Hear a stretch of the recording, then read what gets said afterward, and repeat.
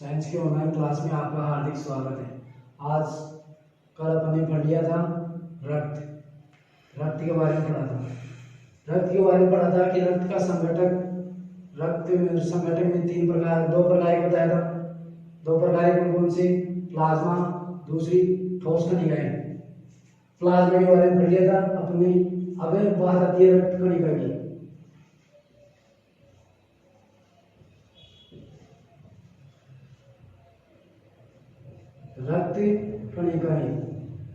रक्त कणिका के बारे में पढ़े थे हमने।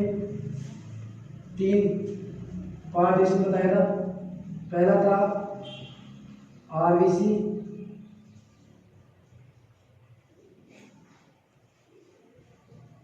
डब्ल्यूबीसी और तीसरा प्लेटलेट्स।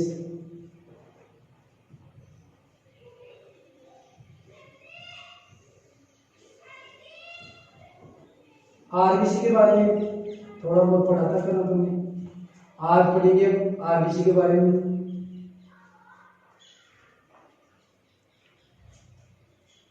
पढ़ लिए थे आरबीसी का जीवन काल, आरबीसी की संख्या, आरबीसी के मृत्यु के बारे में आज पढ़ेंगे।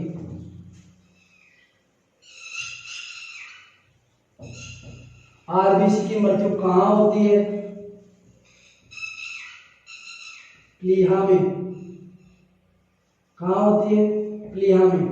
अगर आरबीसी की मृत्यु, आरबीसी का जीवन काल कितना होता है? 120 दिन। अगर आरबीसी 120 दिन ना उनका जीवन काल 120 दिन ना होकर 80 वयस्क मनुष्य में 80, 40, 50, 80 इन दिनों के अंदर उनकी मृत्यु हो जाती है तो एक बिलिरुबिन व्रणक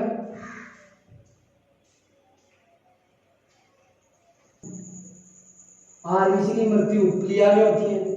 इसको और क्या कहते हैं? कब्रिस्तान के नाम से भी जानते हैं।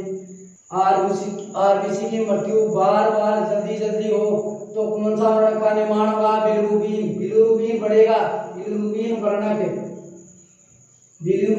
व्रणक। इस बिलिरुबिन व्रणक का निर्माण ज्यादा होगा तो कौन सा रोग होगा? कौन सा रोग हो जाएगा? पीलिया।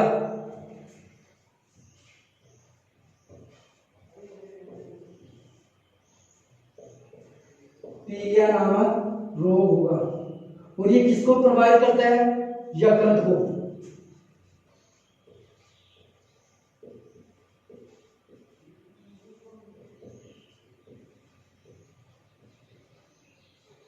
यकृत को प्रभावित करता है। और ये कहां पर संचित होता है?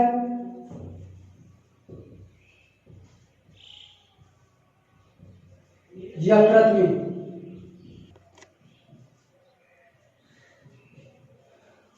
अब आरबीसी की संख्या, पहाड़ों पर जाने वाले व्यक्तियों की, पहाड़ों पर जाने वाले व्यक्तियों की आरबीसी की संख्या बढ़ जाती है। क्यों बढ़ जाती है? क्योंकि ऊंचाई पर जैसे ऊंचाई पर जाने पर आरबीसी की संख्या बढ़ जाती है। क्यों? क्योंकि ऊंचाई पर वायु कम संघनित होती है। क्यों होती है? ऊंचाई पर वायु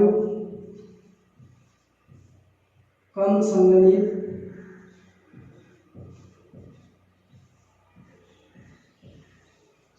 होती है। अब कितनी ऊंचाई?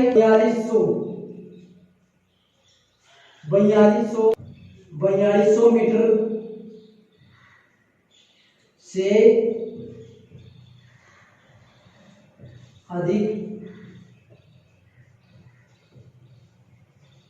ऊंचाई पर जाने से 30% आरबीसी आरबीसी की संख्या बढ़ जाती है।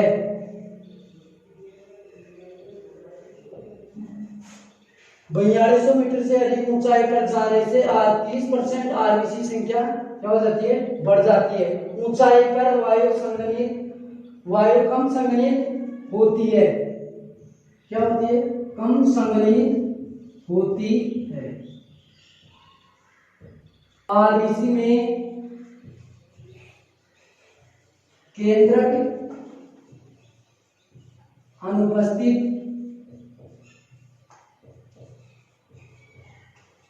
होता है।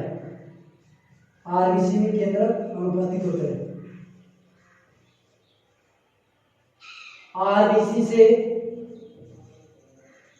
आरबीसी की कमी से होने वाला रोग,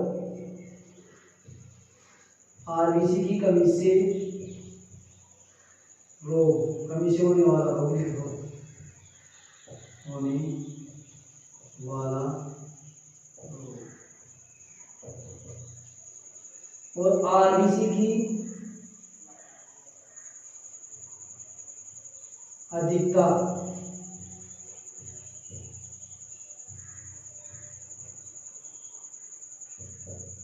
होने वाला रोग। आरबीसी का विषय कौन सा होता है, एनीमिया।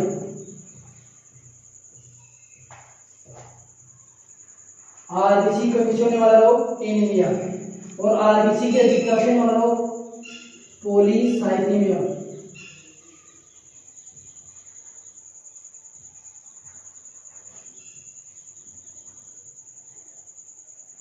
पॉलीसाइथेमिया कौन सा रोग होता है, पॉलीसाइथेमिया। आरबीसी में क्या होता है, केंद्रक अनुपस्थित। और केंद्रक अपवाद के रूप में, अपवाद के रूप में किसमें केंद्रक उपस्थित होता है, दो ऐसे प्राणी है, एक तो ऊंट और दूसरा जिराफ। ये दो ऐसे प्राणी है जिनमें केंद्रक उपस्थित होता है। क्या होता है, केंद्रक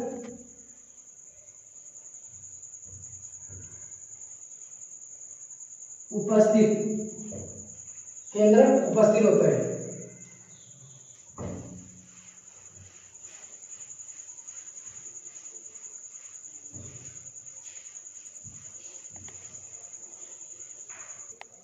अब आरबीसी हो गया। अब दूसरा पॉइंट है डब्ल्यूबीसी। डब्ल्यूबीसी को पूरा नाम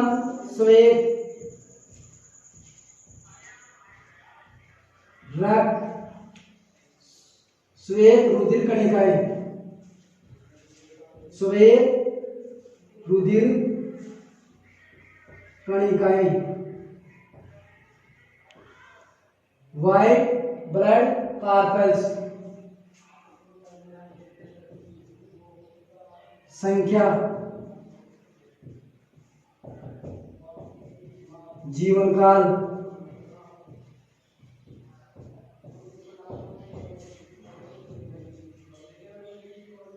निर्माण,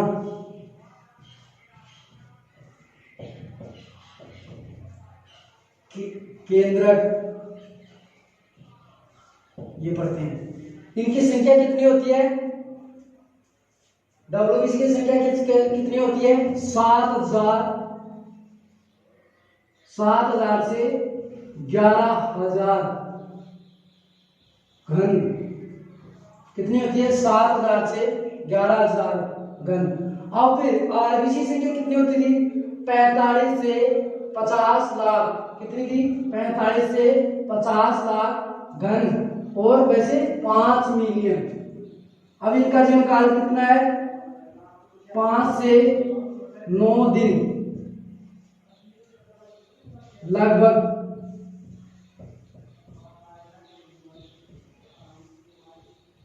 आरबीसी का जीवन काल कितना था, 120 दिन। लेकिन डब्ल्यूबीसी का जीवन काल कितना है, 5 से 9 दिन। निर्माण कहाँ होता है इसका निर्माण, लाल अस्थि मज्जा।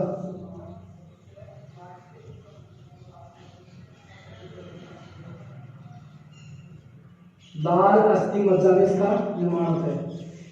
अब डब्ल्यूबीसी, आरबीसी में केंद्र क्या अनुपस्थित, डब्ल्यूबीसी में केंद्र उपस्थित।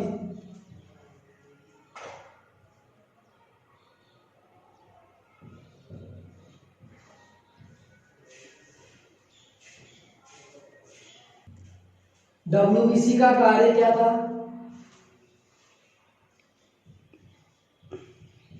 रोगों से लड़ना या रोग प्रतिरोधक क्षमता को बढ़ाने का कार्य कौन करती है, डब्ल्यूबीसी। आरबीसी का कार्य करती है O2 का परिवहन करती है। डब्ल्यूबीसी का दूसरा नाम क्या है, ल्यूकोसाइट्स।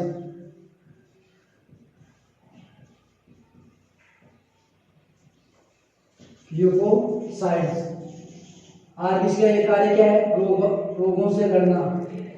अब इसका नोट देखते हैं, नोट देखते हैं इसके बारे में। जब भी हमारे शरीर में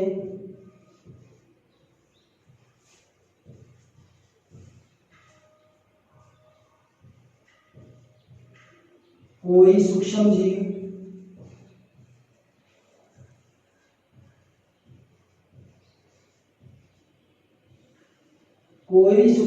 प्रवेश करता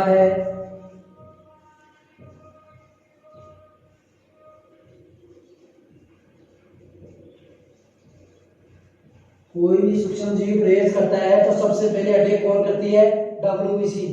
उसको मारने का कार्य कौन करती है, डब्ल्यूबीसी। कौन कार्य करती है, डब्ल्यूबीसी। अब दूसरा नोट,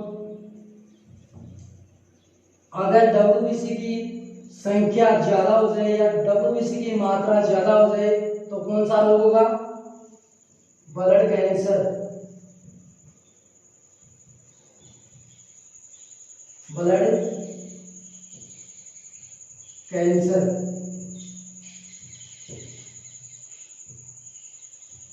किसकी अधिकता होने पर कौन सा रोग होता है, ब्लड कैंसर। डब्ल्यूबीसी की मात्रा ज्यादा हो जाए तो कौन सा रोग होता है, ब्लड कैंसर। जब भी हमारे शरीर में कोई सूक्ष्म जीव प्रवेश करता है तो सबसे पहले अटैक कौन करती है, आरबीसी। उसको मारने का कार्य कौन करती है, आरबीसी। अब प्लेटलेट्स के बारे में पढ़ते हैं।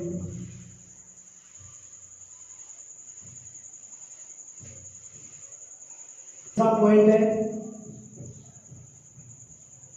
प्लेटलेट्स। तीसरा पॉइंट क्या है, प्लेटलेट्स। अब इसका दूसरा नाम क्या है, थ्रोम्बोसाइटस।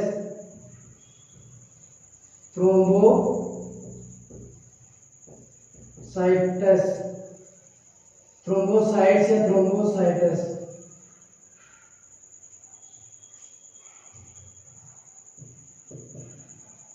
संख्या में कितनी होती है, जीवन काल, निर्माण,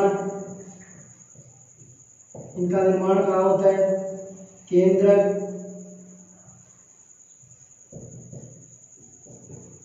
ये पॉइंट पढ़ते हैं। और कार्य, इनकी संख्या कितनी होती है, 1,00,000 से 4,00,000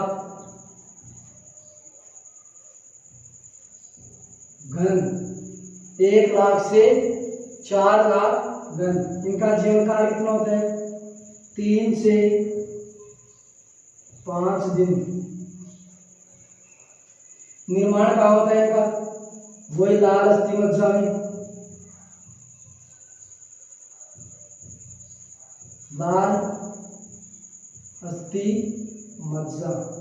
इनमें केंद्रक उपस्थित होते हैं या अनुपस्थित, केंद्रक अनुपस्थित।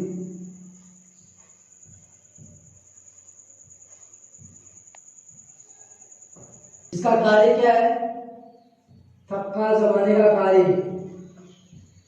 थक्का जमाने का कार्य। थक्का जमाने का कार्य कौन करती है, प्लेटलेट्स। अगर किसी जगह पर खामोश आ जाए तो कार्य कौन करती है? प्लेटलेट्स, मतलब फाइब्रिनोजन प्रोटीन के द्वारा रक्त का थक्का जमाने का कार्य करती है। फाइब्रिनोजन के बारे में बाद में पढ़ेंगे, पहले हम देखते हैं नोट। नोट क्या है? डेंगू बुखार कब होती है? प्लेटलेट्स की संख्या क्या हो जाए? कम।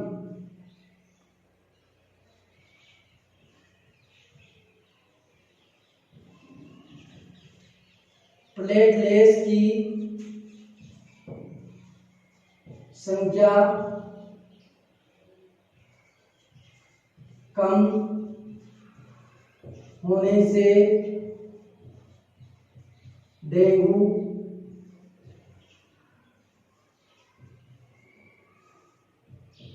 बुखार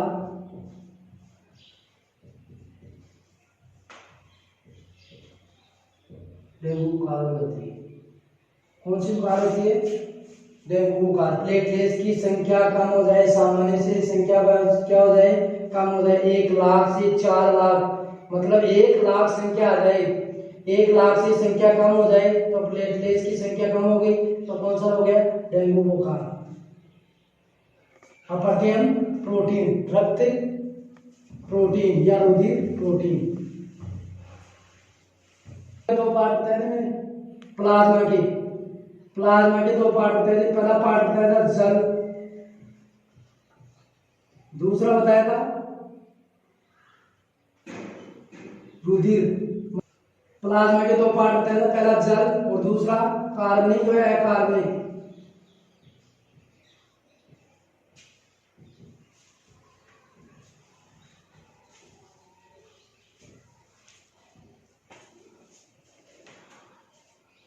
और हीमोग्लोबिन।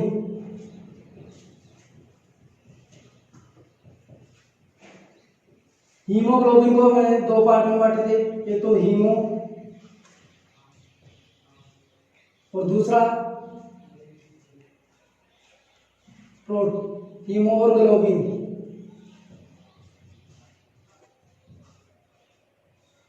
अब ग्लोबिन क्या है? हीमो क्या है? वर्णक। वर्णक है, क्या है? वर्णक। और वर्णक में भी क्या आता है? आयरन, लोहा, जिसे हम फेरस बोलते हैं। अब आती है ग्लोबिन। ग्लोबिन क्या है? रक्त प्रोटीन है, रक्त प्रोटीन। अब रक्त प्रोटीन के बारे में देखते हैं। रक्त प्रोटीन में मैंने बताया था बात फाइब्रिनोजन, पहले कौन सी होती है?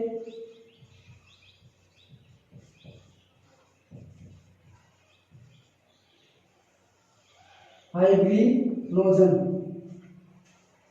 फाइब्रिनोजन में क्या क्या बताया था? क्या कार्य करती है फाइब्रिनोजन?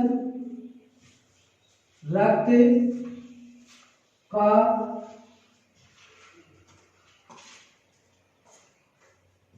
थक्का जमाने का कार्य करती है। क्या कार्य करती है? रक्त का थक्का जमाने के लिए, मतलब स्कंदन। दूसरा हिपेरिन।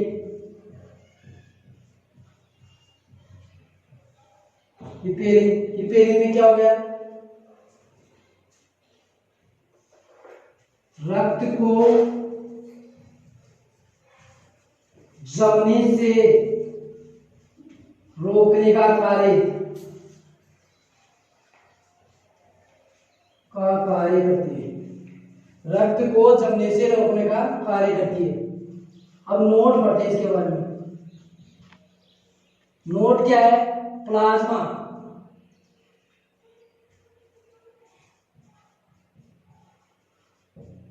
प्लाज्मा में से फाइब्रिनोजन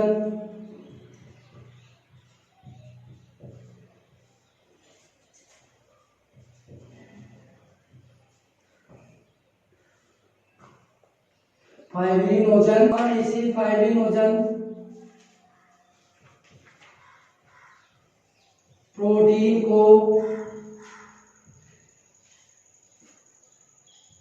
प्रोटीन को निकाल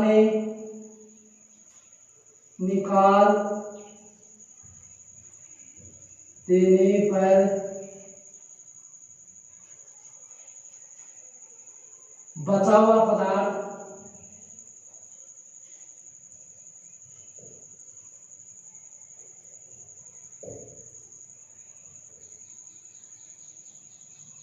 बचा हुआ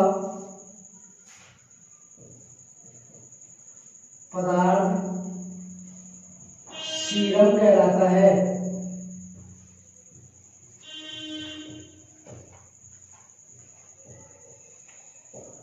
क्या कहलाता है? सीरम। प्लाज्मा में से फाइब्रिनोजन प्रोटीन को निकाल देने पर बचा हुआ पदार्थ क्या कहलाता है? सीरम कहलाता है।